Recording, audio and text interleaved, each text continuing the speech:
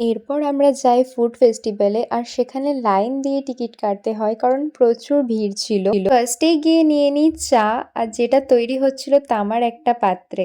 তারপর দেখতে পাই নানান রকম স্টার্টার আইটেম, যেখানে ছিল কাবাব, রেশমি কাবাব, আরও নানান রকম আইটেম। আর সেখান থেকে আমি বেছে নিই চিংড়ির পকোড়া, যেটা খেতে বেশ ভালোই ছিল।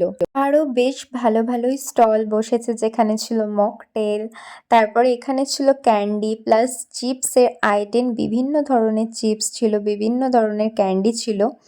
আর এখানে আমরা যাই, গিয়ে তারপর সেখানে অর্ডার করে আমাদের অনেকক্ষণ দাঁড়িয়ে থাকতে হয়, বেশ ভালোই ভিড় ছিল। এখানে অর্ডার করেছিলাম চিকেন কবিরাজি। শোনো শোনো শোনো ভাই, শোনো সাথী শৈশব। এখান থেকে আমরা মাটন চম্পারন আর পোলাও নিয়ে বাড়ি চলে আসি। টাটা, দেখা হচ্ছে নতুন কোনো ভিডিওতে।